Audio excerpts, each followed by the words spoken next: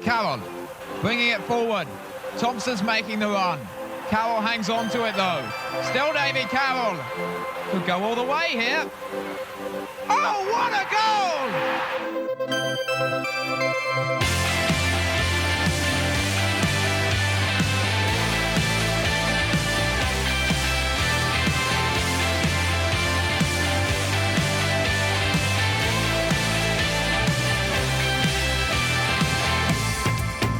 Hello, I'm Phil Catchbolt and welcome to the final Ringing the Blues of the season. It's a packed show featuring Rob Couhig, Gaz, Uche Ikpeazu, OilySailor and a member of the worldwide Wycombe phenomenon, copyright Rob Couhig, who has been at nearly every game this season. But first, let's head to Mexico to get the results with Uri, who still delivers even when he is on holiday.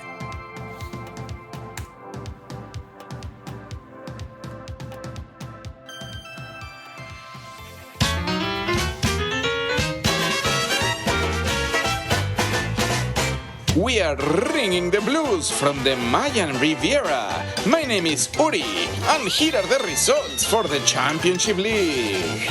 Sheffield Wednesday 0, Nottingham Forest 0, Birmingham City 0, Cardiff City 4, Brentford 2, Watford 0, Huddersfield Town 1, Coventry City 1, Luton Town 1, Middlesbrough 1, Millwall 4, Bristol City 1, Norwich City 4, Reading 1, Preston North End 2, Barnsley 0, Rotherham United 1, Blackburn Rovers 1, Stoke City 0, Queen's Park Rangers 2, Swansea City 2, Derby County 1, Wycombe Wanderers 1, AFC Bournemouth 0.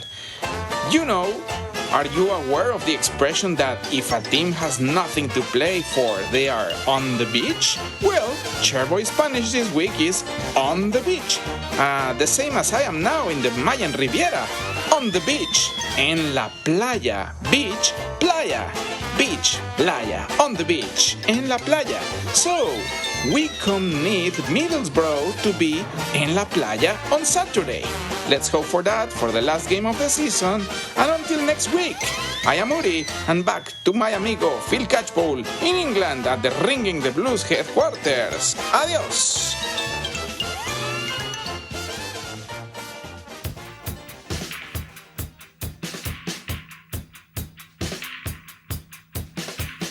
Bournemouth were the opponents for the last home game of the season. They were already guaranteed a playoff spot, whilst Wycombe were in desperate need of points and a couple of snookers to try and stay in the Championship. Here's what happened. As Ikpeazu now on the corner of the penalty area, does well, holds the ball up, goes for goal. Oh, what a strike and what a goal from Uche Ikpeazu. Left-footed from 22 yards. Asmir Begovic, Championship keeper of the season, couldn't prevent that one. And Uche Ikpeazu moves into the lead for the Wycombe goal scorers of the season. It's Wycombe 1, Bournemouth 0. There's no R next to Wycombe Wanderers' name at any time during the season. What a phenomenal achievement that is for this football club. Honestly, you tell me how many teams or how many people would have said we would be relegated by 5 games to go, 4 games to go. Not a chance. This club is still fighting right till the last whistle on the last day of the season. I said we would be, and the boys have proved me right. They've been fantastic today, Phil, and throughout the season. We learned a lot of lessons in the first half of the year. The fixture schedule was a hell of a thing to deal with, but I'm so proud and I'm so excited for the future of this place because, you know, the fans will be back, believe me, because the way we played today, the names we've got on this team sheet now, and the names I want to add to this team sheet, we got a hell of a chance. Rob Couhig is backing me. Peter Couhig is backing me. Fantastic people to have it in charge, and I can't wait to get my teeth stuck into next season. But we got a trip to Middlesbrough to come. You never know what's going to happen in football. You never know. You know, there's clubs not paying their wages. There's clubs looking at this and that. We've got to finish as high as we can, and it could end up all 4 teams finishing on 43 points, which would be unbelievable.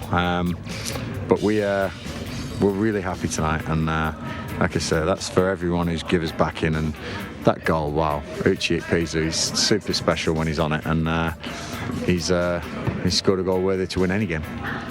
Sheffield Wednesday drew, so it means that there's going to be a hell of a swing in goal difference. Is it shooting practice all week? I think we need 14-15-0 maybe. We worked this week for shooting practice. We only got one, Phil, so no, they're a good side.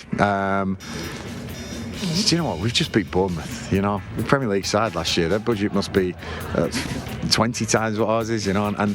And Rob will kill me for saying that, by the way, because he wants us to be known as a big club. And I'm really excited to be part of this, changing this club now into this Championship club that people want to see. We want to be looking at the Championship in League One, and that's phenomenal for Wycombe Wanderers. 5 years ago, we were looking at the trapdoor for non-league, and now we're talking about, is this a yo-yo club for the Championship? How mental is that sort of talk, you know? So just so pleased, so proud. As always, Phil, the players deserve all the plaudits. They've given me everything, and as a manager sometimes it's easy to take the credit when your boys play like that. They were brilliant. Give it to them, because they've been superb all year. 3 players lost to injury during the game today. It shows you the depth of the squad you've assembled here. Yeah, definitely. And early on in the season, we probably didn't have that depth. You know, we've added a couple in January, but we probably didn't get the balance right at the start of the season. You know, we learned some lessons. Like I say, it's nice. It's nice education to have, because I believe that this club will be back at this level one day, and I'll know a lot more about this level and be better prepared, and there's no way we'll lose the first 7 games again. And you know, you're talking about 1 or 2 points that may be costly, and we've had so many decisions go against us. The Derby game absolutely will haunt me forever, when Daryl Horgan scores an onside goal and we get the referee saying, yeah, you should have had a penalty for Fred on your dimmer. Those things have come to haunt me, but listen, I'm not going to do any negatives today, you know me. Can't wait to get stuck into Middlesbrough next year. And after that, wow, this club is going places, and I'm really proud, as always, to be the manager. Love it. Thanks for everyone who supported us. Let's go again. Let's finish on a positive. The goal today, worthy of winning any game. Any game. That if that's scored in the Premier League, and it was scored against a Premier League team, by the way, because Bournemouth are one of the favourites for the playoffs. Begovic in goal. He's played in the Premier League. He's played in the Champions League, and so that goal by Uche is just out of this world. He's so humble, he's such a great character, and he's so grateful of his chance. And all I can say is, Uche, you keep doing that for me, and I'll be a happy manager. But do you know what? He gives everything. He gives absolutely everything, and I'm sure there'll be a few eyes opened about the form of Uche Ikpeazu the second half of this season. It was a good effort for myself. Unfortunately, it went in. Yeah, he's a top keeper, and he's had a great season, and obviously both Bournemouth are a massive club, so it's always nice to score regardless, you know what I mean? A lot of people said you'd be like Akinfenwa when you started for Wycombe, other fans of other teams and stuff. He's got a lot of goals for Wycombe, but I don't think any of them have been from outside the box. I mean, there's at least 2 or 3 you've scored from outside the area now. Yeah, Adebayo Akinfenwa is an amazing player, and just to score amount of goals he scored, I'll do well too, you know what I mean? And I've got other aspects of my game, and so does he, and he's been massive for me, and he's made me a better player. You know, he's coaching off the pitch towards me, like not only mentally, not only in the game, but outside the game as well. So yeah, you know, of course we have similar attributes, but we're different in our own way. And I'm Uche Ikpeazu, and Adebayo Akinfenwa is Adebayo Akinfenwa, so yeah. It's been a season hit by injury and COVID as well, but you've overcome that and you finished the season strongly. You must be pleased with that personally. Yeah, not only COVID, tweaked my hamstring, sprained my ankle. Like, you know, I more or less missed the first half of the season. I couldn't get going. To come back and help this team fight to stay in this league has been amazing. I'm just grateful for the opportunity, like I said. With it being stop-start at the start of your time here at Wycombe, it takes time to settle, doesn't it? Especially from joining from another league as well. You've got that momentum now. You're already excited about next season? Yeah, definitely. This club's a great club and it deserves to be in the Championship, so we'll see what happens. And you've had Admiral Musquet up with you up top recently. How's that partnership developing? Definitely, he's a good player. He was a great signing, and he's lived up to the expectations we all thought when he came from Leicester. You don't play for Leicester for no reason. So yeah, he's been good, and he's a good guy too. And going into the final game of the season, Wycombe aren't relegated mathematically. I think they're going to need to at least 14 goals against Middlesbrough. You might have to have a few more shots. Nah, we'll just go and try our best. I am so proud of the boys. I'm so proud of everyone affiliated with this club, the supporters, everything. So we'll go and give it the best, and whatever happens, happens. But at least we know we haven't left any stone unturned, and that's the most important thing. We can live with that. I could hear the dressing room here after the game finished. It sounded like the spirits were really, really high. Has 40 points triggered a sort of a target that you set as a squad? Yeah, for sure. We want to try and get maximum points at the last game of the season. But it's just a team spirit, Special mention, out to Anthony Stewart. That block just shows and it epitomises what Wycombe Wanderers is about.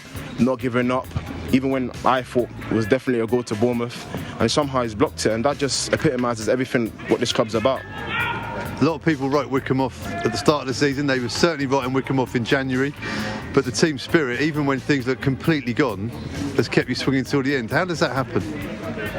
Like I said, it stems from the top down, We've all built a foundation as a club. I'm happy to be part of that, of supporting each other regardless of anything. So, yeah, it just comes down to the team spirit.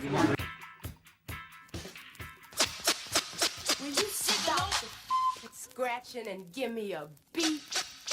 2 defeats on the bounce for the Cherries, who had won 7 in a row before those. Here's what the Bournemouth fans thought of the loss at Adams Park. Fox 27. That was a shameful performance. Some of those players have probably played their last match for us. I think the club have chosen a good weekend to boycott social media. Having said that, abuse is never acceptable. But criticism is... Red till I'm dead. What a load of... that was. I get the avoiding injuries thing, but I also believe in momentum. If we make more changes next week and lose to Stoke, we head into the playoffs on the back of 3 defeats. It makes no sense. I'd rather a winning mentality than pussyfooting through the last couple of games. It'll bite us on the arse. Ken Bailey's ghost. Woodgate rested the players today, but unfortunately the 11 on the field were the ones resting. Walmouth. Woodgate has engineered a masterstroke by losing to Wycombe and keeping us against Swansea in the first playoff game. He's an effing genius, I tell you. Was AFCB. Jack Wiltshire's legs have finally gone. Injuries have caught up with him. It's actually very sad watching a man who once outplayed Barcelona getting given the runaround by Wycombe Wanderers. The guy needs to get a big contract in some Middle Eastern country whilst he still can.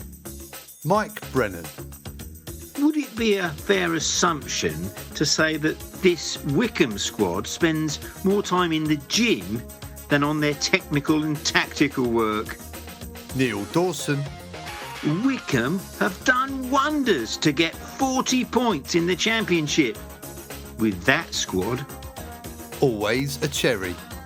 I feel sorry for the Wycombe fans, not being able to attend any games in what could be their only chance of seeing their team in the Championship for a very long time. It will almost feel like it never happened without the memories of actually being there. Cardiff cherry. If Ainsworth stays, I wouldn't write Wycombe off in League One next year. They've done pretty well here in the second half of the season. David Whitehead. I hope Ainsworth does stay. I'm sure the Wycombe fans feel the same way about him that we did about Eddie Howe. Huge thanks to Vital Len for collating the excellent comments each week, and also to the Ringing the Blues Regional Accents Department for bringing them to life so wonderfully. Well, coming up later in the show, we pick the bones out of the season with OilySailor, plus we hear from Wycombe fan Ross Barlow. Now, let's hear from the chairman, Rob Couhig, who I spoke to on the side of the pitch after the Bournemouth game. we have proven this team deserves to be here. That's what I'm most proud of. Nobody can say it's a fluke. I mean, you watch the way we play against the best teams in this league, and we're going toe-to-toe with them. You said that you fully expected Wycombe to stay in the Championship. It's looking hugely unlikely that's going to happen. So, the long-term strategy now kicks in, right? Well, it will if we're not in it, but I'm still hopeful. But look, if it doesn't, I'm over here for a reason. Pete and I have been working on this. We think we know what to do, and we've worked with Gareth. We've worked with Andrew. We have a plan of attack that will bring us back. There's a huge amount to be positive for Wycombe fans. I mean, the club's in a fantastic position, even though it's had possibly the toughest year in football that everyone has had to go through. Anis Mehmeti is the poster boy of the new development squad that's been brought in as well. It's an exciting time to be a Wycombe fan. I got to tell you, we're very fortunate. We got in at exactly the right and wrong time. You talk about the great developments on and off the pitch. Obviously, the tragedy that was the COVID shutdown. I feel bad for the fans. I know the players feel bad for the fans. I know the staff feels bad for them that they didn't get to see us at this level, but they will again. And the club is in fantastic shape. A little pride of authorship, but I give almost all the credit to Pete. Financially, we're in the strongest position, I would suspect, of almost any club in our league. We have discipline to what we do. We're going to have a spectacular field on which for our team to perform next year. The most innovative field probably of all teams in the EFL. All of the football world wrote Wycombe off before this season started. They were writing them off right the way through. I'm part of that world now, huh? Yeah, it's good, but it's not gone unnoticed. Gareth has done a fantastic job. There may well be some clubs looking for a hot young manager. Is that worrying you? No, Gareth and I have a very specific understanding. We both know that he does a good job. He is going to get other offers. Part of my job is to see that we can make him happy and comfortable here. We think we've given him all the tools he's asked for, particularly for next year. But, there are some things that money can't buy, and we'll see how that goes. But if you know me, you know Pete, you know that we're ready and we're doing what we need to do, hopefully to keep Gareth, and if not, to be ready to move on. Now, last time we spoke, we talked about Adams Park and the infrastructure changes here and what people can expect. I mean, there was the issue of the training ground this season as well. Has that been resolved? Yes, and there'll be announcements very shortly. I just happened to meet with the two of the three guys who have the present training ground. They have agreed to a long-term commitment. We have a commitment in Little Marlow for a very big training ground that will be state-of-the-art. So on that side, things are going to be popping as well. So they're staying put for the short term, but you've already got the next site for the long term. Correct. And in the short term, Neil and Pete and Gareth and Kian have already started, and we have a plan of what will take place there in the next 4 months, so that when the players show up, when you show up, Phil, to get their interviews, it will be a markedly improved place. Well, I'm looking forward to that. Rob, it's been a weird season. It's been tough to not have the fans here. That seems to be the drive now for everyone at the club to make sure that Wycombe are back in the Championship very soon, so people can experience it in the flesh. Well, it's certainly my drive, and Missy said it certainly better be our drive, because she hasn't come over to one single game, and she is dying to be here. So we'll be here. Do you remember Ross Barlow, the Wycombe Wanderers fan who used to live in the Cayman Islands? He moved to Norway and we helped him sell his quartered boat on Ringing the Blues. Well, it turns out Ross has been at nearly every Chairboys match this season, courtesy of a new role at the club. I caught up with him before the final home match of the season to find out more. Well, Phil, it's good to speak to you again. My role this season has been terrain manager at the training ground. Okay, right. So, first off, terrain manager. So what, you're looking after the pitch up at the top? That's right. We've been looking after the pitch up at the top, but that's not my only job. So I'm also general dog's body around the training centre, and then on match days, I'm assistant kit man to Steve. So Wycombe fans who've been watching at home, they may have heard a rather enthusiastic voice that sounds a bit like a fan. That's Pete Couhig, but when you can't hear Pete Couhig, it's your voice, isn't it? Yeah, I do consider myself the Sergeant Major of the support there, so I do tend to get a little bit vocal during matches, I have to say. I did wonder, because I started the season, I heard a voice and I thought that sounds like a voice that you would hear on a terrace, and the sort of the language and the things that were being shouted were quite terrace-like. Did someone have to have a word with you this season about that? I have been told to go on a walk to calm myself down when certain decisions have gone against us for the most part, but I try and just about toe the line. I am a terrace dweller in normal times, and this time when I knew that the season was going to be basically staff only, I managed to wangle myself a position in the staff, so that's been absolutely great, although it's been very sad not to have fans, and the experience just hasn't been the same without them. Given the choice, I might even prefer the terrace. I just love the atmosphere, what we bring to the game, and just having at least one fan, at least me there in the behind the gaffer, I suppose, for this season has been great. Have you been able to sort of annoy any opposition managers or players in your position near the dugouts? Oh, absolutely, Phil. I've had words with Brentford's man there, so that's been an ongoing little saga. I've even seen him down at the extra training pitch down there for a match, so that's been fun. Some of the players also, and even some fans, I think, from QPR that JJ mentioned in his dad's podcast. So it's been there's been a little bit of back and forth. So how does a bloke then, the first time we met you were living in the Cayman Islands, then you were sort of back in Norway, and now you're sort of right in the heart of the club. How does this all happen? Story of my life, Phil. It's right place, right time, as much as I can be, and this time I was between jobs in Norway, so I started coming over last summer to do a little bit of help around and volunteer, and then when the position came up, basically a new position up at the training ground, Pete Couhig mentioned to me and asked if I'd be interested, and I spoke to my family and took the dive, so I've been here all season. And any sort of little nuggets or stories of the season? I mean, this will go out after the final game of the season, so any sort of special stories or anecdotes you've got left from this season? Well, I think some of the main ones have been driving players' cars up to games. That's been quite an experience. Don't tell them about running over any roadkill, will you? But no, it's all been good, and it's been really good getting to know the guys, and just what a great group of players. I mean, look at Bayo scoring his goal, and as he said, everyone was smiling, everyone was so happy for him, and that's really the spirit of Wycombe. And we hear about that spirit all of the time through the interviews, and the fans can see it as well. What's it like being part of it? Oh, it's amazing. It's absolutely amazing. It's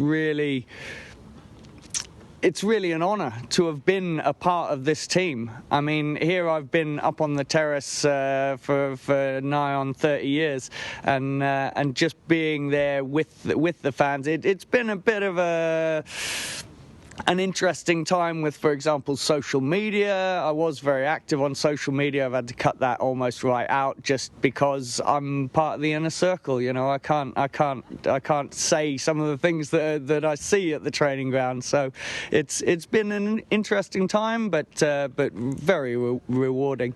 As I say, the only thing that I think would have made it better, apart from a few more points this season, would have been having fans there. And what's next for you, the international man of mystery? What's next? Well, next we'll be back to my kids in Norway. It's my daughter's last year at school, and it's time to be back there. But as I say, I'm ever appreciative to Pete, the gaffer, and everyone associated with the club for this year that I've had here.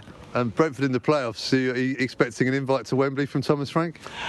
Well, I'm not sure he'd really be so pleased with that. I think because I speak Norwegian and he's Danish, so we have a little bit of banter in the language, and that's always been an interesting time. So it's I don't think I'll receive an invitation for that, surprisingly enough. If I was a sailor,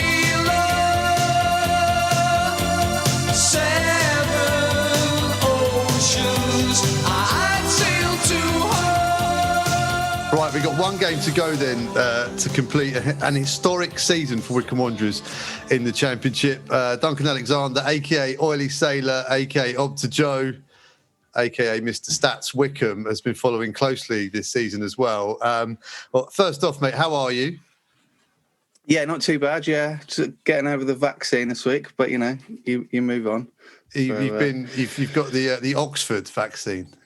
Well, if 2020 was the injection, Oxford-based injection that I enjoyed most was Joe Jacobson's penalty at Wembley. This one possibly less so, although it's having a similarly lasting effect on my psyche, it seems. Well, the second leg's still to come, mate. So, maybe JJ can deliver your second injection. That would help, actually, yeah. I think so. Right, this season then, it's looking unlikely that Wycombe will survive. However, with Gareth Ainsworth at the helm, you can never say never. But Wycombe need, by my maths, they need Sheffield Wednesday to win 1-0 against Derby, Rotherham to not win, but they then need to beat Middlesbrough 13-0. Now, you're a man who's got the history books at their very fingertips. 13-0 away from home in the Football League. How hopeful should Wycombe Wanderers fans be? Well, every football club likes to make history and create new stories, and that's definitely something that we need because no team's ever done it, in fact. No team's, in fact, scored more than 10 goals away from home in Football League history. So that's not the best start in terms of precedent. I mean, the last, I'm scraping the barrel slightly here, but the last 13-0 win in English League football was in the second tier. It did involve a team from the North East, Newcastle, although they actually won. They beat Newport 13-0 in October 1946. But, I mean, that's a Newcastle at home and we need it to be Wycombe away. So, yeah, it's not looking likely. Some people might remember that basically the last team to even get into double figures home or away was Man City against Huddersfield back in 1987. That was also in what is now the Championship. So, there are a few precedents for big scoring wings. But, yeah, I mean, I'll be happy to be proved wrong, but I can't see Wycombe getting into double figures. Okay. Do we know Wycombe's record victory? I should know this, but I'm sure Paul Lewis is screaming now at the podcast. In the Football League era, obviously the Burnley game was the record when that happened, but there've been obviously 5-0 since, Northampton away, famously. There we go. There's a bit of a precedent. I mean, obviously the one that springs to mind for Wycombe fans will be the Redbridge Forest game in the season where we finished joint top, as I like to call it, with Colchester in 91-92, and Wycombe's goal difference was not really good enough. They went away to Redbridge on a midweek. I think it might have been an odd night as well, like a Monday or a Thursday or something. And were they 4-0 up really early, and it looked like it was on, and then it petered out. So. Okay, so nothing to get too overly excited about for Wycombe fans in terms of troubling the 13-0. But let's have a look then in over the season. Your overview of Wycombe's first outing at this level. How do you think it's gone? Well, I was saying to someone earlier today that if you'd have said to me last July when the Oxford injection /goal went in, that Wycombe wouldn't be relegated with a game to go, I mean that would have been massively surpassing most people's expectations. I think a lot of people would have hoped they would have survived, but that it's a very difficult league. To get into the 40s in points again is really impressive. I mean, that's better than some of Wycombe's seasons in League One. So I think it's kind of progressed the way we want as well. I think so that the last couple of months have been a real kind of improvement. I think you see clubs where they end the season pretty badly, and that tends to often carry across to the following season, particularly if they've gone down. So. I think Wycombe will go into this summer feeling pretty confident that they can mount a promotion challenge next season, which, if you think about it, is again quite nice because obviously, every other time we've gone into League One, it's been as a promoted team, and it's like, well, let's try and stay up and then build from there. But we should be one of the better teams in the division next year. Yeah, there's a lovely quote from Gareth Ainsworth saying, we're getting relegated into a division that we spent quite a long time trying to get in, not that long ago. So from that point of view, it's quite good. Are you ready for the change of narrative? There's none of this poor old little Wycombe next season if they're in League One.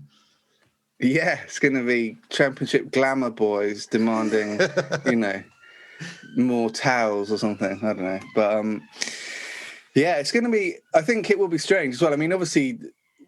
We've managed to really improve the squad over the last year, and that's gonna, I think, probably change the way that Wycombe approach games a little bit in the Championship. But in League One. But we're gonna cross paths with some old friends, no doubt. So including the Ed Sheeran sponsored Ipswich and others. So yeah, it's I'm quite looking forward to it, really. Yeah, I saw that. I'm thinking perhaps Howard Jones will step up to the plate and we'll have Howard Jones across the front of the quarters next season. Yeah, I mean, you could argue every League One team should be forced to have a local musician sponsor their team. It could, be good. We're looking into perhaps, the unknown of League One next season, the smaller squads. Wycombe will have an extra player, etc. But I'm thinking about Wycombe, to go again on about this, we're no longer the smallest club. The weight of expectation, I can't remember the last time Wycombe were at that level and sort of a fancied team. We have to go back quite a long time, don't we?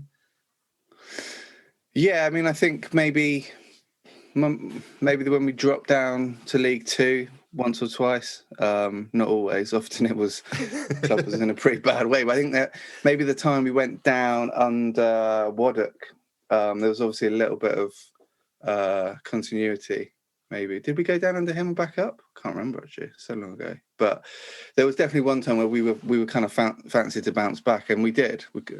So, I mean, I think what you're probably looking at the likely lineup of the League One next season. I think Wycombe probably be fifth, sixth, seventh sort of favourite. So, but like you say, that's a pretty nice position to be in for once. And back to this season, it was the international break that Gareth Ainsworth brought in the three at the back, which has brought on a decent run of form. And the amazing stat that Wycombe got 51% possession in a match, which I think was the first time it's happened for a very, very long time indeed.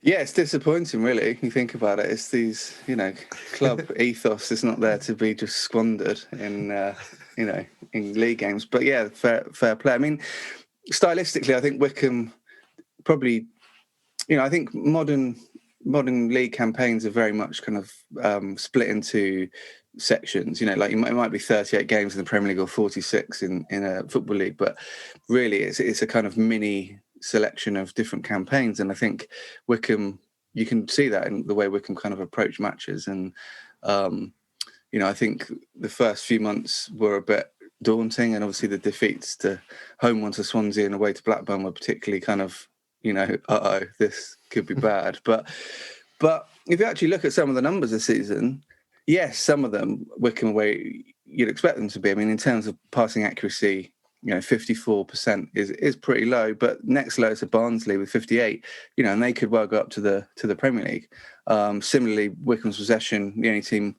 overall under 40%.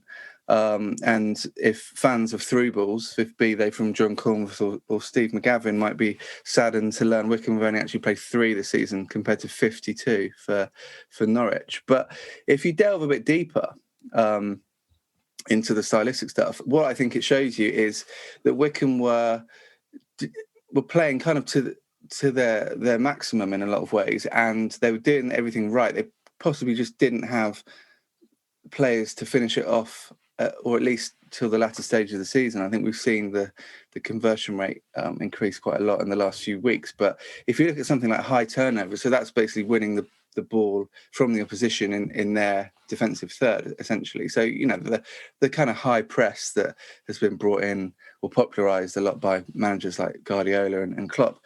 Wycombe are actually 4th in the Championship this season with 314.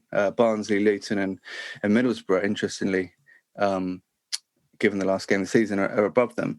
So that's pretty good. That's playing on the front foot. It's a quite aggressive sort of style. The difference is that what you do when you win the ball back, the most the most goals from that situation. You've got Cardiff, you've got Norwich, and you've got Stoke. So they, overall they won fewer than Wycombe in that position. But when they did do it, they possibly had players who could capitalise a bit more quickly, particularly obviously Norwich. So it's not like Wycombe were just kind of outclassed. And sometimes you look at numbers for teams that get relegated, and you can just kind of see, they've just been awful. Like, there's been like Huddersfield when they're in the Premier League their second season, they had nothing really. I mean, they should have probably just quit halfway through the season, although I am hated by Huddersfield fans now for some reason, so probably shouldn't venture down that avenue. But Wycombe actually, stylistically, yes, they are, fairly direct, but they always have been in the current era. But they don't kind of stand out when you look at a lot of the underlying metrics as a team that really, didn't fit into the Championship. They actually sit pretty neatly alongside, teams like Barnsley and Luton, who, are both established Championship teams now, and one of whom might be in the Premier League next season. Yeah, staggering for Barnsley, and also the model I think that the Wycombe should be basing their Championship life upon. Perhaps it was Rotherham at the start of the season, but they haven't really made that great a fist of their third or fourth outing in recent times.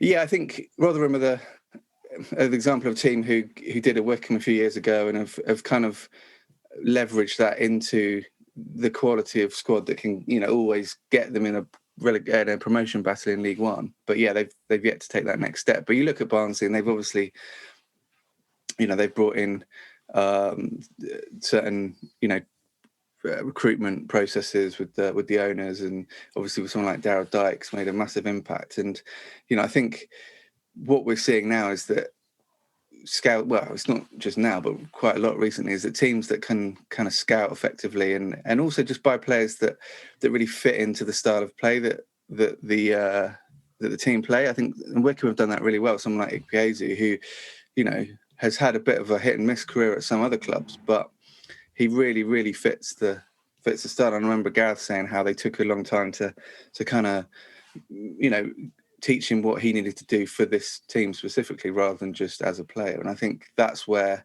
you look at teams like Brentford, you look at, lots of teams around the game now where recruitment is just done really well, and they fit players in really well. It's not a case of like just going out and buying Dave Farrell and John Williams because they've been in the Premier League. So those were the days.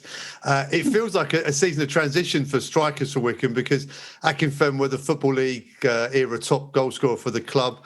It does feel like the baton has been passed on to Uche Ikpeazu.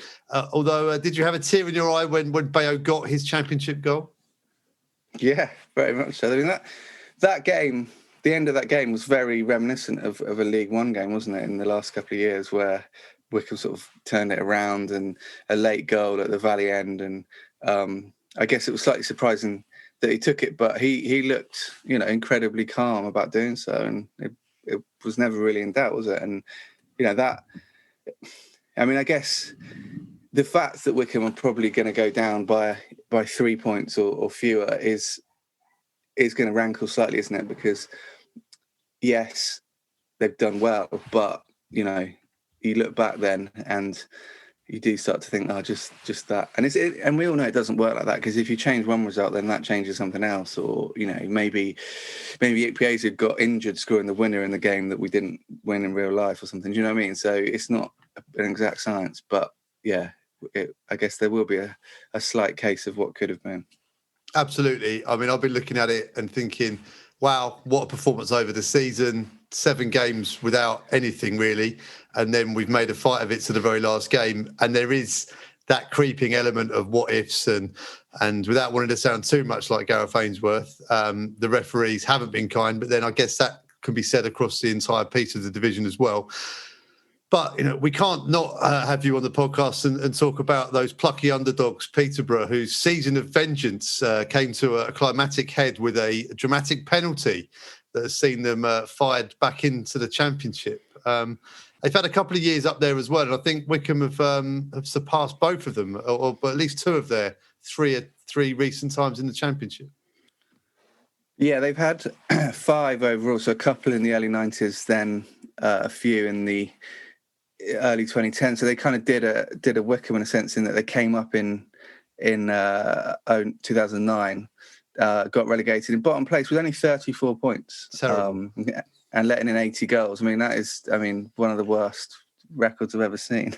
They obviously then regrouped, had another couple of rounds of vengeance juice, and then got promoted the following season from League One, and then scrapped their way to this is what's amusing, right? So in 2011-12, they scrapped their way to 18th, with 50 points, pretty low scoring points total. But yeah, drinks all round. And then the following season, they actually won 2 more games and got 4 more points, but came 22nd and have yet to return until now. So, I mean, I must admit, given what I've read online and in East Anglian regional newspapers, I did expect them to have a much more checkered history in the second tier. But 5 seasons is more than some teams, I suppose. So I'm sure the international TV audience will be delighted to have the Fenland big guns in the second tier next season.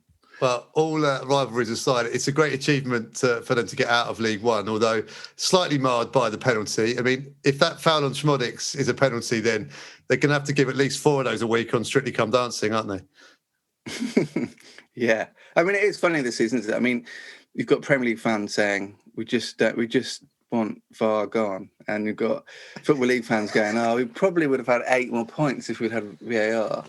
And that kind of does get to the heart of the debate, in that VAR only came in because people complained about referees so much, and now they complain about VAR. So there's no perfect solution. You're always going to get shafted at some point. You just got to hope it evens out.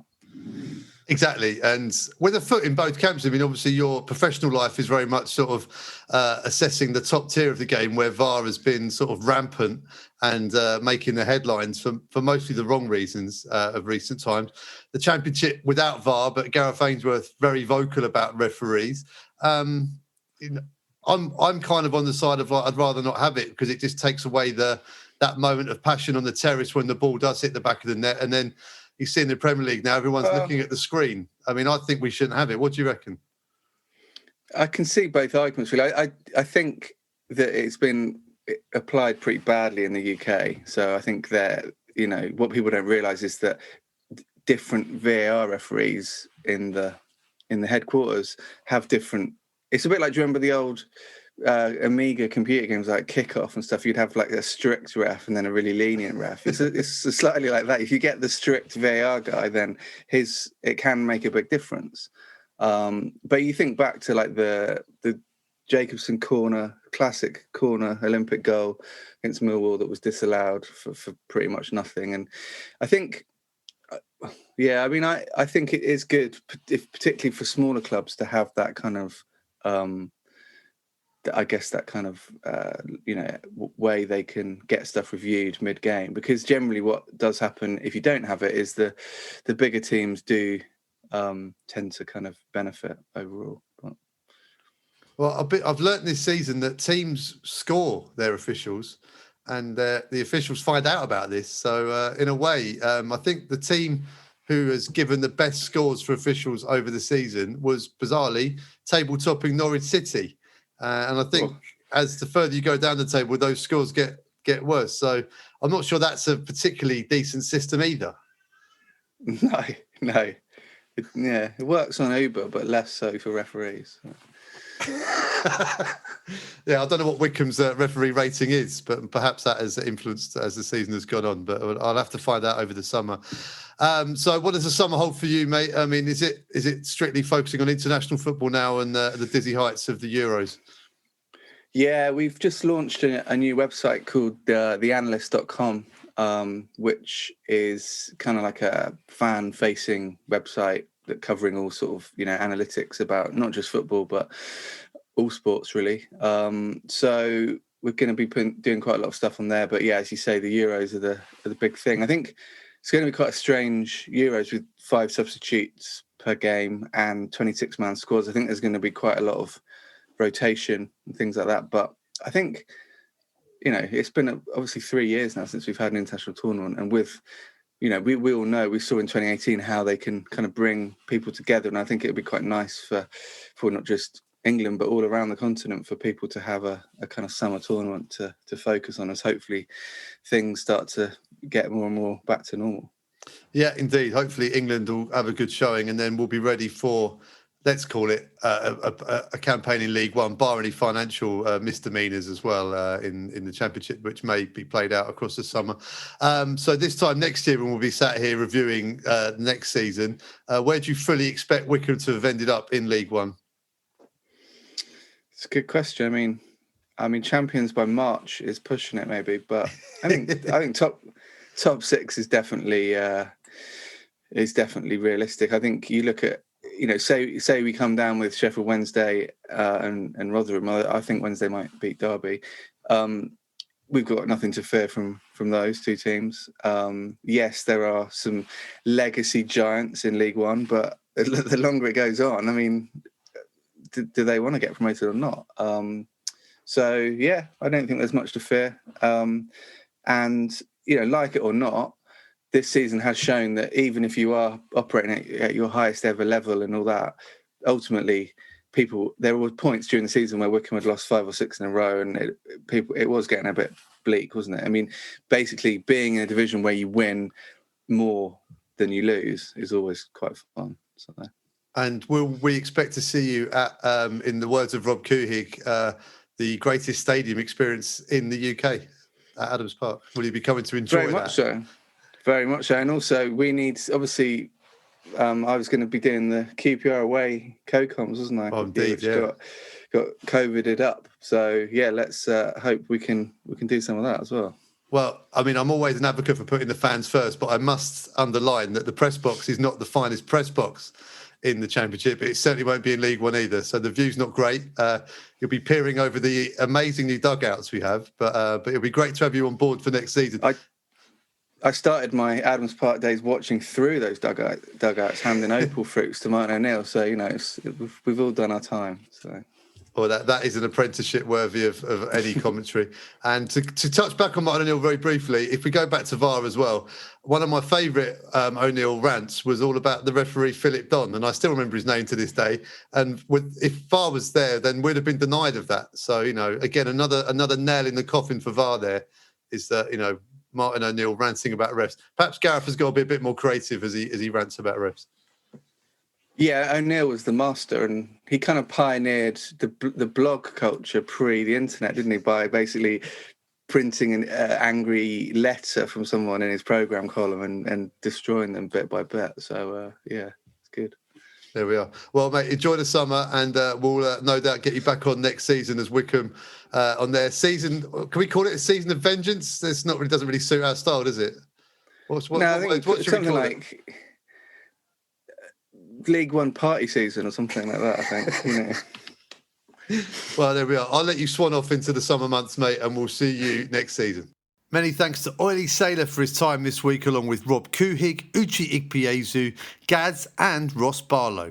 Also, thank you to everyone who has contributed, listened to and even sent in comments about Ringing the Blues. It's all been gratefully received. In what has been a weird and remote season for a lot of you, I hope that these pods and the commentaries on iFollow and BBC Three Counties have provided a little bit of comfort in these tough times. From New Zealand to Mexico, from Iceland to Argentina, it's been a privilege to deliver a little bit of Wycombe down the line for you. Enjoy the summer, take care, and come on you Blues.